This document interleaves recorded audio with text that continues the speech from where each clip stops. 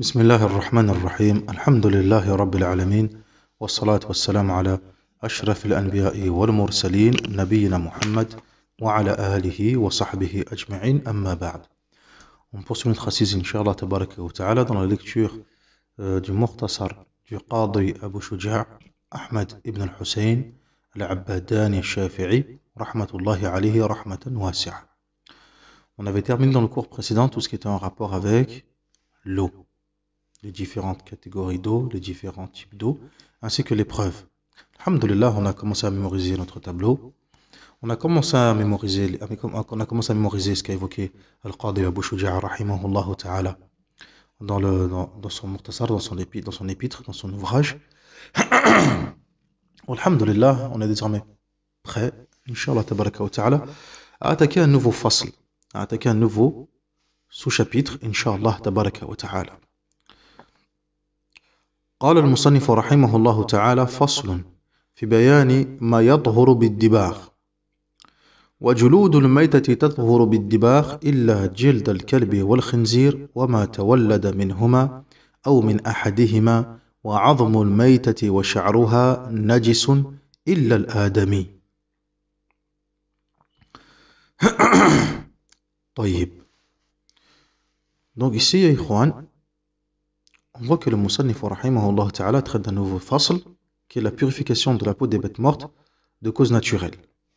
Donc nous sommes toujours avec le Mukhtasar Abu Shuja', nous sommes à la page 12 de l'édition Maison de Nour. Donc l'auteur dit les peaux des corps morts deviennent pures lorsqu'elles sont tannées, excepté la peau du chien et du porc, ou bien les animaux procréés par les deux,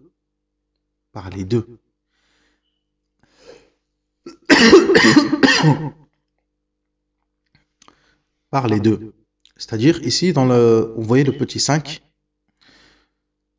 il nous a mis le traducteur, et la peau des animaux procréés par deux chiens ou deux porcs, ou par un de ces animaux et un autre animal. Na'am. C'est-à-dire par des animaux procréés aussi bien par un chien et un porc ensemble. Tawallada minhuma aw min ahadihima, ou bien l'un des deux. Soit la procréation d'un chien et un porc ensemble, ou soit l'un des deux. Que ce soit du point de vue, que ce soit canin ou porcin. Tout simplement. Jayid wa hakada. Ensuite, il dit le Qadi Abu Shuja', le poil et les os des charognes sont impurs, excepté les humains. Excepté les humains. Donc ici, la parole Juludul Maytati, les peaux des corps morts deviennent pures. Toutes les peaux, kulluha. Tathur bid-dibagh, deviennent pures par le biais du tannage. Sawa'un fi dhalika maytatu ma'kul al-lahm wa ghayrihi. Et ce, peu importe que cet animal soit un animal qui nous est licite, dont la consommation est licite, ou un animal dont la consommation est illicite. Dans le madhab, on ne fait pas de distinction entre les deux. En tout cas, dans le madhab al-shafi'i, on ne fait pas la distinction entre les deux. Donc, ya ikhwan, on va revenir à notre tableau. Ya ikhwan, barakallahu fikum. On revient à notre tableau. Et on se rappelle que parmi les outils de la purification, vous vous souvenez, on a mémorisé les outils de la purification. Pardon, on a mémorisé les buts objectifs de la purification. Maqasid al-tahara. On a dit que c'était au nombre de 4. L'eau, la terre, la pierre et le tannage. Ad-dibagh. Ara'aytum hakadha. Et donc ici dans le dibagh, ici, je vois que le dibagh, le tannage, c'est quoi donc? C'est le principe de purifier les peaux les peaux mortes. Et ici, je vais faire encore une petite subdivision. D'un côté, je vais mettre toutes les bêtes mortes, ce qui est permis justement de purifier. Et d'un autre côté, ce que je ne peux purifier. Al-kalb ou al-khinzir, et ce qui peut être issu des deux ou de l'un des deux. Donc l'ensemble des aliments, cela je peux le purifier, comme on peut le voir. Par contre, le kalb, le chien et le porc, et ce qui est issu des deux ou de l'un des deux, ceci ne peut être purifié. Ceci ne peut pas être purifié. Mashi, mumtaz. Ensuite, je vois que les poils, ainsi que les os des charognes, wa adlu mayta wa sha'ruha najisun illa al-adami. Donc, l'os de la bête morte, ou bien son poil,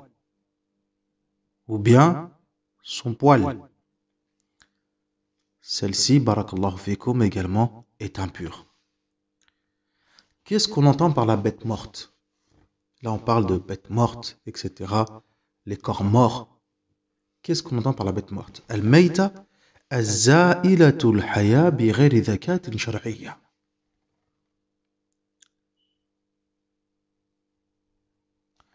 Az-za'ila al-haya bi ghayri dhakatin shar'iyya. Donc c'est tout animal ou toute bête qui a perdu la vie, mais pas de façon légiférée. C'est-à-dire que ce n'est pas une bête qui a été sacrifiée. On appelle ça le mayita.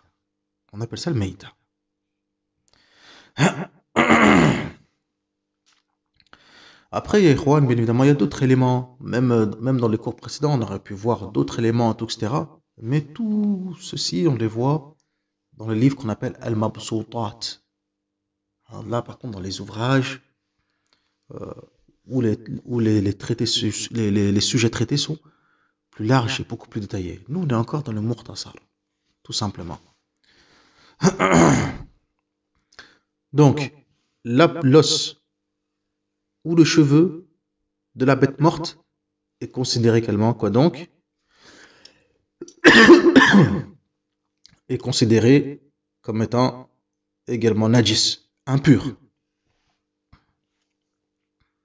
Ce qui a été coupé de la bête morte, de la bête vivante. J'ai un animal qui est vivant, je lui arrache une patte, je lui sectionne une patte. Quel est le hukm à ce niveau-là? Ici, c'est le même hukm également. Cette partie-là, cette patte que je prends, elle est najisa également. Ma quti'a min bahimatin fahiya najisa. Ce qui aura été sectionné, coupé, ôté, tiré d'une bête vivante, c'est aussi également najis. Ça prend le hukm de l'mayyita. Ça prend le même statut que la bête morte. Et ici donc, exception faite de l'être humain, du Adami. Exception faite de l'être humain, Al-Adami.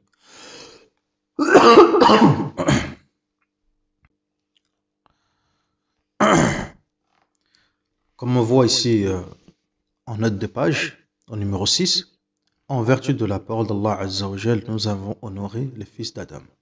Les fils d'Adam alayhi salam. وَلَقَدْ كَرَّمْنَا بَنِي آدَمَ. Tamam. Ou le hadith du prophète sallallahu alayhi wa sallam, Abu Huraira, sache que le musulman n'est jamais impur. Les preuves, on les verra par la suite, Inch'Allah tabaraka wa ta'ala. Mais voilà, Al-Adami, l'être humain, mort ou vivant, il n'est pas impur. Et ici, on voit une parole qui est intéressante. Illa al-Adami, mu'minuhum wa kafiruhum.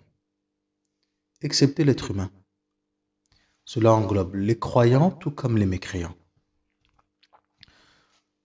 Donc ici, règle. Je mets ici, petite règle. La bête morte, toutes les peaux des bêtes mortes peuvent être purifiées par le dibar, excepté al-keb al-khinzir, le chien et le porc. Deuxième règle. Tout ce qui est retiré d'un être vivant est considéré comme étant mort et impur, bête morte. Troisième règle.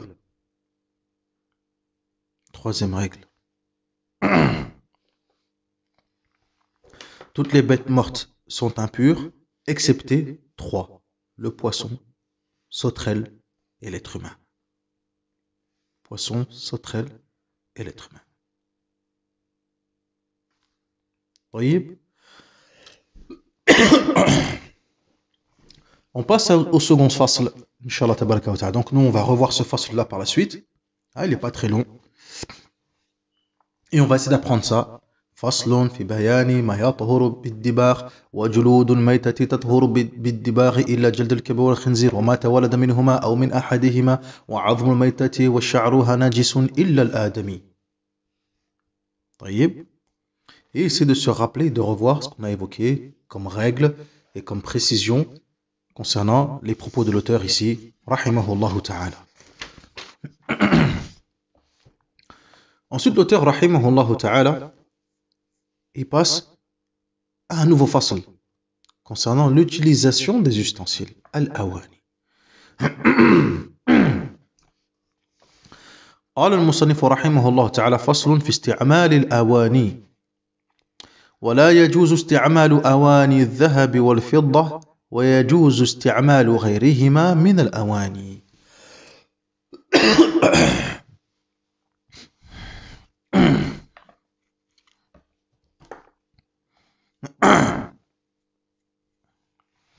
Donc,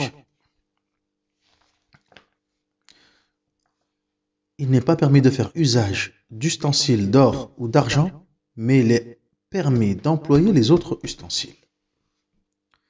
Ici, ce chapitre concerne les ustensiles. Il est clair, il n'est pas compliqué.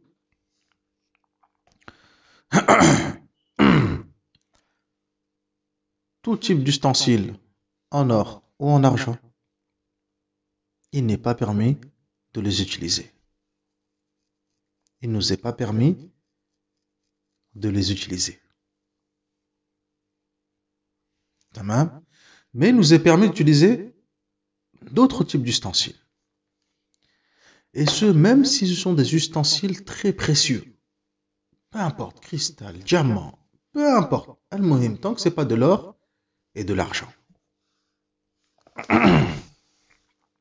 Et ça, c'est l'avis du madhab. Et ça, c'est l'avis, le mu'tamad dans le madhab. Vous vous souvenez qu'on a vu dans le tableau, qu'on a parlé du tableau, on a mentionné maqasid al-tahara, les buts de la purification, les outils de la purification, et on a aussi ce qu'on appelle wasa'il ou wasa'il, les moyens qui vont nous permettre d'utiliser les outils de la purification. Et ces moyens, ils sont au nombre de deux. Ces moyens, ils sont au nombre de deux. On ne l'a pas évoqué dans le tableau au départ, mais ici on l'évoque, on le mentionne. On a ce qu'on appelle al-aniya, le récipient, et al-ijtihad. Le fait justement, barakallahu fikum, lorsque le croyant yajtahid et fait l'effort pour essayer de savoir et de comprendre si à ce niveau-là, est-ce que najasa est tombé ou pas, est-ce que là il peut utiliser ou pas, etc. Donc cet ijtihad, c'est un moyen, c'est wasa'il min al-wasa'il. C'est wasa'il. C'est un moyen qui va lui permettre de pouvoir utiliser les outils, al-dibar, al-hajar, al-turab, etc. Et les récipients, dans lesquels je mets mon eau, etc. إلى آخره.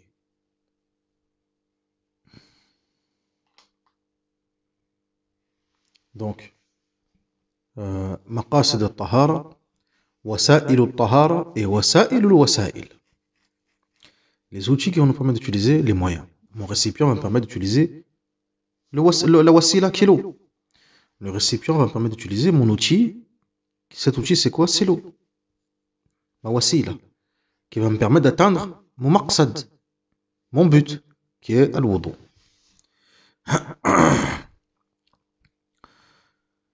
Donc ici, les ulama, les fuqaha dans le madhab, ils sont tous d'accord là-dessus, sur l'interdiction d'utiliser awani al-dhahab wal-fidda. Cependant, les fuqaha, comme l'imam al-Nawawi, rahimahullah ta'ala, etc., ainsi que l'imam al-Rafi'i, ils ont fait une petite précision sur la question. Ils ont dit, il est interdit. Donc ici, on va voir ce que je mentionnais. Ils ont dit que il est interdit. Yahrumu al-ina al-mudabbab bidabbati fiddati kabiratin urfan lizina. Donc, ici, on regarde les catégories d'utilisation de l'eau, du récipient en eau, en or ou en argent. Petit 1. Il est formellement interdit d'utiliser un récipient qui a été ce qu'on appelle al-mudabbab. Al-mudabbab, qu'est-ce que cela signifie? Cela signifie qu'on a réparé ce récipient avec une partie en argent. Bifidda. Bidabbati fidda. Avec de l'argent. Si cette partie, elle est grande, et on a fait cela pour embellir le récipient, cela est interdit. Mutlaqan. Haram. Par contre, si cette partie, elle est toujours grande, فإن كانت كبيرة لحاجة جاز. Mais si cette partie réparée en argent, c'est une grande partie, mais on a fait cela parce qu'on avait besoin de le faire, c'était important. Dans ce cas-là, c'est permis. Mais c'est détestable. Ma'al karaha. C'est détestable. Le mieux, c'est de ne pas le faire. Lakin, si tu l'as fait, la base. Par contre, si c'est un récipient qui a été réparé avec un petit élément en argent, pour embellir, kurihat, c'est makruh, c'est détestable. Cela est détestable. Et si cela a été fait pour un besoin, c'était important pour réparer, sans quoi cela n'aurait pas été possible d'utiliser, etc. Fala tukrah. Ici, par contre, ce n'est pas détestable. La tukrah. Ma fichkal. C'est bon? C'est assimilé? C'est noté? Je reprends. Un récipient qui comporte une grande partie en argent. On l'a réparé avec une grande partie en argent. Bien, on a rajouté un élément en argent qu'on appelle le mudabbab. Et cet élément, c'est un grand élément, c'est une grosse partie. Et j'ai fait cela pour embellir mon récipient. Cela est interdit. Muharram. Deuxième cas de figure, je l'ai fait parce que j'avais besoin de le faire, pour réparer mon récipient, pour pouvoir l'utiliser. Là, c'est un autre statut. Cela est détestable. Cela est détestable. Troisième cas de figure. J'ai un récipient avec un petit élément en argent. Mais j'ai fait cela pour l'embellir. Toujours. Cela est détestable. Parce que tu l'as fait pour l'embellir. Si j'ai fait parce que j'en avais besoin. Quatrième cas de figure. Je l'ai fait parce que j'en avais besoin, etc., pour réparer mon récipient, pour pouvoir l'utiliser. Ici, ce n'est pas détestable. C'est permis. C'est mubah. Par contre, la dabba en or, fatahrumu mutlaqan. Par contre, on ne répare pas un récipient avec quoi que ce soit en or. Mutlaqan. Comme l'a mentionné l'imam al-Nawawi, rahimahullah ta'ala. Kama sahahahu al-Nawawi.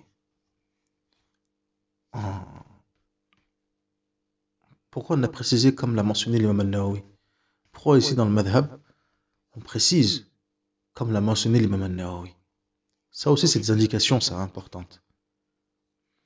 Quand on va lire quelqu'un qui fait du fiqh, une personne, un savant, qui fait du fiqh de comparaison, fiqh al-muqarin, dans lequel il va comparer les différents madhahib. Il va dire, ceci est telle position, etc. Ceci est la position la plus juste, comme l'a dit l'imam al-Nawawi, rahimahullah ta'ala. Bon, ici, il veut juste montrer que c'est l'avis du madhab al-Shafi'i. Parfois, ça peut être ça, ou bien parce que c'est la position de l'imam al-Nawawi, tout simplement. Rahimahullah ta'ala. Car des fois, l'imam al-Nawawi, rahmatullahi alayh, il mentionne la parole du madhab.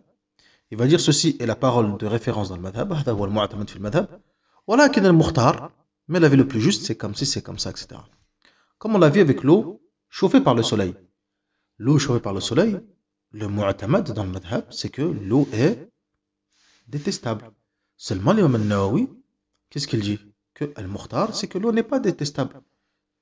Vu qu'il n'y a pas de dalil sur lequel se reposer, l'imam al-Shafi'i, rahimahullah ta'ala, lui-même a mentionné le caractère faible de ces hadiths. Mumtaz. Seulement dans le madhab, ya ikhwan, dans le fiqh al-Shafi'i, dans le madhab al-Shafi'i, lorsque vous lisez des livres, et il est précisé, wa sahahahu an-Nawawi. Ici, c'est pour préciser que dans cette mas'ala, il y a eu un khilaf, une divergence. Cette indication et cette précision nous informe deux choses. La première chose, c'est qu'il y a khilaf dans le madhab. Et la deuxième chose, c'est quoi donc? C'est que le khilaf est caractérisé. On sait avec qui? Avec l'imam al-Rafi'i. Avec l'imam al-Rafi'i. J'en profite pour ajouter et pour rappeler, on l'a déjà évoqué, mais on le rappelle, on va le répéter souvent, etc., pour que cela rentre, Inch'Allah, tabaraka wa ta'ala, et ça nous aide aussi également à mémoriser, ila akhrihi, c'est que dans le madhab al-Shafi'i, barakallahu fikum, les opinions de référence sont ceux de l'imam al-Nawawi et de l'imam al-Rafi'i, rahmatullahi alayhima.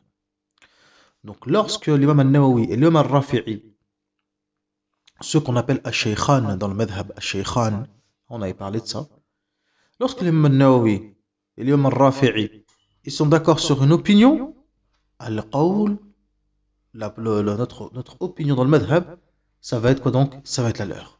Qawluhuma. Ça va être leur opinion. Ma fi ishkal, il n'y a pas de problème. طيب وإذا اختلفا, et lorsqu'ils ont divergé, ils ont dit نقدم قول الإمام النووي. On prend la parole de l'imam al-Nawawi rahimahullah ta'ala. Pourquoi? قال الفقهاء لأنه أقعد من الرافعي في الحديث في الفقه وأعلم منه في الحديث. Parce qu'ils disent que l'imam al-Nawawi était plus compétent dans le fiqh et était beaucoup plus savant que l'imam al-Rafi'i dans le hadith. Ça c'est l'avis majoritaire et la position de base dans le madhab de l'imam al-Shafi'i. Après ce qu'on appelle la deuxième période du tahrir, la première période de tahrir, la première épuration du madhab, etc., authentification des opinions, par le biais de l'imam al-Nawawi al-Rafi'i, ça a été ainsi. Lorsque les deux sont d'accord, on prend la position. Si jamais ils ont divergence entre les deux, on met d'abord en avant l'imam al-Nawawi, rahimahullah ta'ala. Ensuite l'imam al-Rafi'i. Cependant, Cheikhouna, Cheikh Ahmed ibn Ali al-Maqrami, hafidhahullah ta'ala, il avait un petit... ce point lui posait un petit souci. Étant donné qu'il considère que l'imam al-Rafi'i, justement, était afqah wa aq'ad que l'imam al-Nawawi. Et ceci de la bouche de l'imam al-Nawawi, rahimahullah ta'ala, lui-même. Et ceci de la bouche de l'imam al-Nawawi, rahimahullah ta'ala, lui-même, qui disait que l'imam al-Rafi'i était plus savant que lui, et beaucoup plus compétent. Al-Muhim, ça on a mentionné ça comme ça, min bab al-fa'ida hakadha. قال العمريطي رحمه الله تعالى: وجاز أن تستعمل الأواني وإن تكن من أنفس الأعيان إلا من نقدين فاحكم في الإناء بحرمة استعماله والاقتناء لا ضبة من فضة صغيرة في العرف أو لحاجة كبيرة. Donc qu'est-ce qu'il dit l'imam al-Imriti rahimahullah ta'ala? Donc il résume ce qui a été évoqué ici, qu'il a été permis d'utiliser les récipients même si ceux-ci sont des récipients de métaux précieux, de valeur, etc. excepté l'or et l'argent, an-naqdayn. Donc, le statut juridique qu'on a donné sur l'interdiction de son utilisation, de l'utiliser l'or et l'argent, rejoint quoi donc l'interdiction de l'utilisation. Il nous est également interdit de se procurer des récipients en or et en argent. Pourquoi se procurer des récipients en or et en argent? Pourquoi? La fa'ida de fidalik. Il n'y a pas d'intérêt à faire cela. Il nous est interdit d'utiliser les récipients en or et en argent. Par conséquent, de quoi donc? Eh bien, de s'en procurer. Ça, c'est une qa'ida. Et ça, c'est une règle. C'est une règle. Ce qui a été interdit, ceux dont l'utilisation est interdite, l'élément dont l'utilisation est interdite, barakallahu fik, alors s'en procurer devient également interdit. Alors s'en procurer devient également interdit. طيب ماشي. قال المصنف رحمه الله تعالى, après avoir terminé ce sous-chapitre, il se dirige ensuite vers un second chapitre, faslun fi siwak.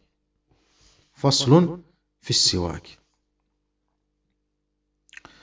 والسواك مستحب في كل حال إلا بعد الزوال للصائم وهو في 3 مواضع أشد استحبابا عند تغير الفم من أزم وغيره عند تغير الفم من أزم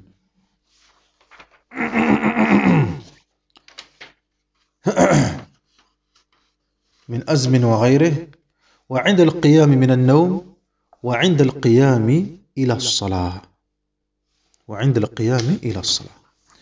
Donc là on voit un nouveau sous-chapitre qui est l'utilisation du siwak. L'utilisation du siwak.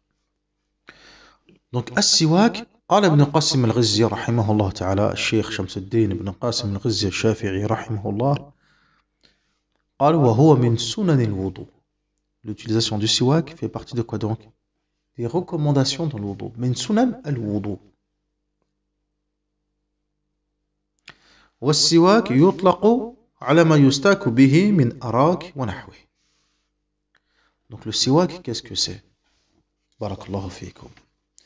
Le siwak, c'est donc cette tige, ce bout de bâton en bois qu'on va utiliser pour se frotter les dents et les nettoyer, issu d'un arbre spécifique, al-arak.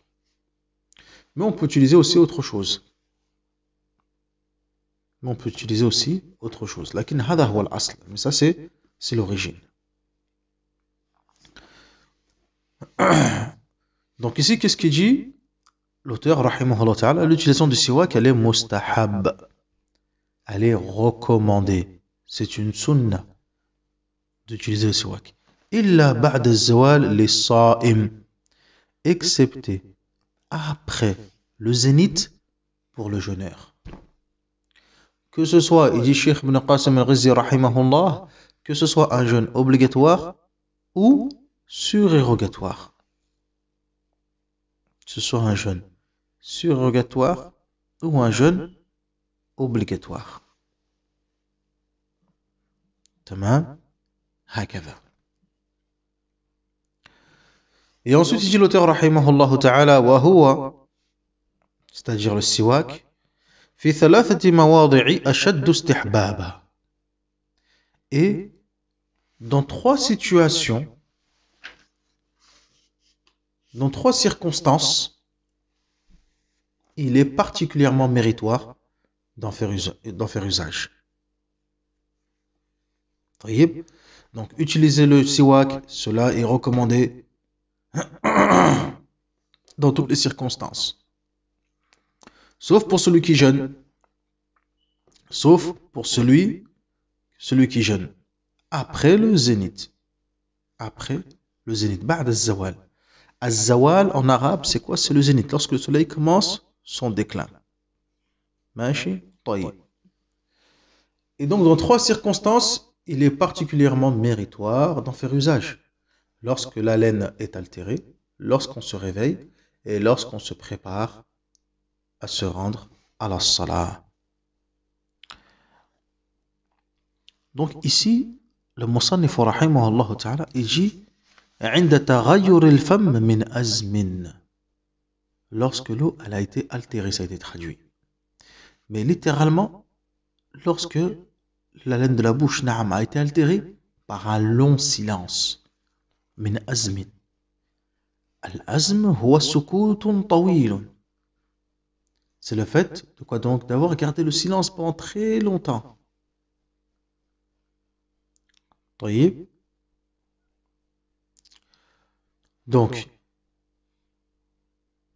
que la bouche s'est changée par le fait que la laine était altérée, par le fait qu'on ait gardé le silence très longtemps, ou bien par autre chose. Car il dit wa ghayrihi. Ceux qui ont un peu de langue arabe, ils peuvent le voir. À la page 15 au début, en haut de page. Min azmin wa ghayrihi. Et autre encore. Car ici, ce qui nous intéresse, c'est quoi donc? Le fait que la laine ait été altérée. Et ce, peu importe par quoi. Soit en ayant gardé le silence, soit parce qu'il a mangé des oignons, ou bien de l'ail, soit parce qu'il n'a pas mangé depuis un long moment.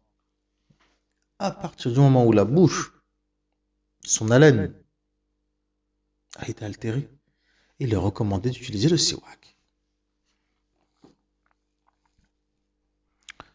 طيب.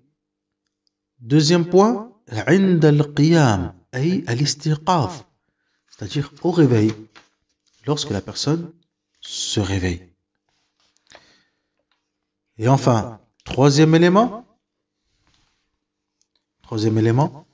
lorsque la personne veut se rendre à la salat. Que la salat soit obligatoire ou surrogatoire, peu importe. Il est recommandé d'utiliser as-siwak. Il est recommandé d'utiliser as-siwak. Et l'utilisation du siwak, on peut rajouter aussi également d'autres éléments, comme dit Ibn Qasim al-Ghizzi, rahimahullah ta'ala, comme la lecture du Coran, ou bien l'utilisation du siwak lorsqu'on voit que les dents commencent à devenir jaunes, à jaunir, etc. Il y a d'autres éléments qu'on peut rajouter. Et tout ceci sont présents et traités et évoqués dans Al-Mutawwalat, dans les ouvrages beaucoup plus larges. قال العمريطي رحمه الله تعالى سن السواك مطلقا لكنه لصائم بعد الزوال يكره وأكدوه للصلاة والوضوء وبعد نوم أو لأزم يعرض. Donc, tout ceci a été résumé par Sharaf al-Din Yahya al-Imriti rahimahullah ta'ala dans ce vers de poésie qui n'est autre que le poème de Al-Ghayt wa Taqrib. Il a été mis en poème tout simplement. طيب نكتفي بهذا المقدار إن شاء الله تبارك وتعالى. On va s'arrêter là إن شاء الله تبارك وتعالى. Donc là on a vu des nouveaux fusul, des nouveaux sous-chapitres qu'on va apprendre إن شاء الله تبارك وتعالى et essayer de mémoriser, ainsi que de mémoriser et de revoir ce qu'on a évoqué et ce qu'on a détaillé en marge pour expliquer les propos du Musannif rahimahullah ta'ala. Et dans le prochain cours, dans le prochain cours, on va évoquer et revoir ce que nous avons vu aujourd'hui, après qu'on ait appris, une fois qu'on aura terminé notre apprentissage de ces sous-chapitres, et on va annexer à cela, sur chaque point, une preuve du Coran ou de la Sunna, pour parfaire et compléter nos acquis sur la question, Inch'Allah tabaraka wa ta'ala. والحمد لله رب العالمين وصلى اللهم على نبينا محمد وعلى آله وصحبه أجمعين سبحانك اللهم وبحمدك أشهد أن لا إله إلا أنت أستغفرك وأتوب إليك والحمد لله رب العالمين.